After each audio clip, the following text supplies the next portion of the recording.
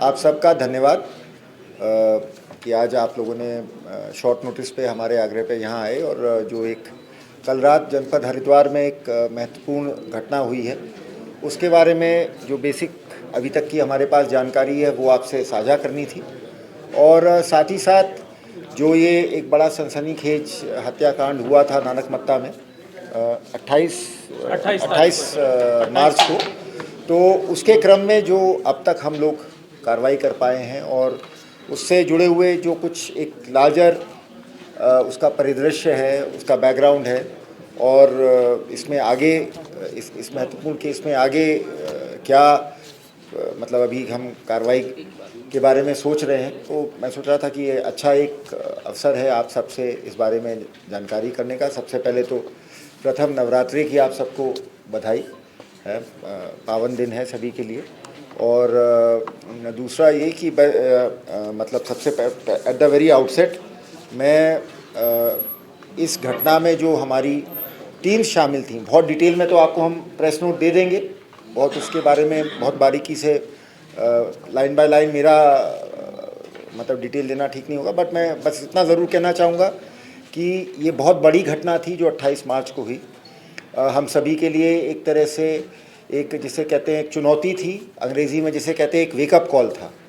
कि हम लोगों, देखिए हम सभी का मानना है कि उत्तराखंड देवभूमि है, एक शांति प्रिय प्रदेश है, यहाँ उस तरीके का वातावरण नहीं है। लेकिन जिस तरह से सुबह 6:30 बजे एक डेरे में नानकमत्ता जैसे मेन गुरुद्वारे के बगल में एक डेरे में जाके उस डेरा एक वृद्ध थे, बुज़ुर्ग थे वो डेरा प्रमुख, और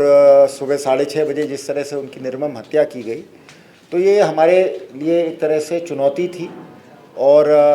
किसी ने उस दिन कहा भी था कि ये एक तरह से हमारे मुंह पे एक तमाचा था, उत्तराखंड पुलिस के मुंह पे। और आप जानते हैं कि अच्छी पुलिस की, देखिए किसी भी अच्छी प्रोफेशनल पुलिस फोर्स की पहचान इस बात से नहीं होती कि हर बड़ी घटना होने से रोक ले। अच्छी फोर्स की पहचान ये होती है कि बड़ी घटना होने के बाद सूझबूझ के साथ, हौसले के साथ, टीम भावना के साथ हम लोग कार्रवाई करें और फिर उस घटना का सही खुलासा करें। ये भी नहीं कि दबाव में आके हम लोग उसका गलत खुलासा करें, और सही खुलासा करें और सही अभियुक्त तक पहुँचे और जो जैसा जिसकी जैसी संलिप्तता है उसको वैसे अंजाम तक पहुँचाएँ। ये एक अच्छे पुलिस फोर्स की, तो मुझे सबसे ज़्यादा तो इस बात की खुशी है कि इस पूरी घटना के बाद जो हम लोगों का इन्वेस्टिगेशन था उसमें निश्चित रूप से हमारे जनपद उधम सिंह नगर की पुलिस, हमारे जनपद हरिद्वार जहाँ पे ये घटना हुई वहाँ की पुलिस, और इन दोनों के बीच में जो सबसे अच्छा काम रहा कोऑर्डिनेशन का, हमारी एसटीएफ आयुष अग्रवाल यहाँ एसएसपी एसटीएफ मौजूद हैं इनके द्वारा, और लगातार मेरे साथ हमारे एडीजी लॉ एंड ऑर्डर मौजूद है अंशुमन साहब, इनका बहुत क्लोज सुपरविजन रहा, कोऑर्डिनेशन रहा। और तभी आप समझिए, क्योंकि जिस तरह से इस घटना के बारे में अभी तक जो षड्यंत्र निकल के आया है, ये एक साधारण हत्या का मामला नहीं था, ये एक बहुत गहरा षड्यंत्र था और अभी भी इसके बारे में हम डिटेल तहकीकात कर रहे हैं। तो इसलिए इस षड्यंत्र के पीछे के कारणों के बारे में मैं बहुत ज़्यादा अभी आपको विस्तार से नहीं बताऊंगा। बस ये है कि अभी तक इस घटना में 11 लोग प्रकाश में आए थे, जिसमें कि एक कल रात इस पुलिस मुठभेड़ में मारा गया है, एक जो हत्या करने वाला था वो अभी भी फरार चल रहा है। उसके अलावा 7 लोगों को हमने गिरफ्तार किया है और 3 लोग और हैं जिनकी अभी गिरफ्तारी शेष है। और ये भी मैं कहना चाहूँगा कि ये तो जो एक इन लोगों से जुड़े हुए जो षड्यंत्रकर्ता थे उनके बारे में डिटेल है, इनके पीछे भी हमारा ऐसा मानना है और भी कुछ लोग थे जो एक्चुअल में इस घटना के सूत्रधार थे और उनके बारे में भी कुछ ठोस जानकारी मिली है। तो अभी ये मतलब मैं ये भी आप लोगों को बताना चाहूँगा कि ऐसा नहीं है कि इस मुठभेड़ के बाद और इस हत्यारे को मार गिराने के बाद हम मतलब हाथ पे हाथ धर के बैठ जाएंगे। अभी इस केस में हमें बहुत काम करना है, बहुत सारी लीड्स को इन्वेस्टिगेट करना है और कोशिश ये करनी है कि इस केस में जो हमारा इन्वेस्टिगेशन है और हमारी कार्रवाई है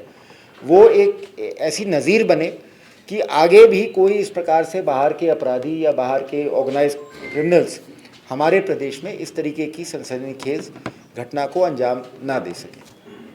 तो ये मोटा मोटा मैंने बस बैकग्राउंड बता दिया। अब अगर घटना के बारे में आप लोगों को बेसिक जानकारी हम लोगों ने प्रेस नोट के माध्यम से दे दी है, तो उसको मेरे ख्याल से दोहराने की आवश्यकता नहीं है। लेकिन ये ज़रूर है कि मैं, और जब मैंने डीजी पद का कार्यभार संभाला था तो उस समय भी आप लोगों से बात हुई थी, तो आप में से कुछ लोगों ने कहा भी था कि पिछले कुछ दिनों से उत्तराखंड बाहर के अपराधियों की शरणस्थली बन गया है। जेल से कई सारे दुर्दांत अपराधी जो हैं वो अपना एक्सटॉर्शन का रैकेट चला रहे हैं।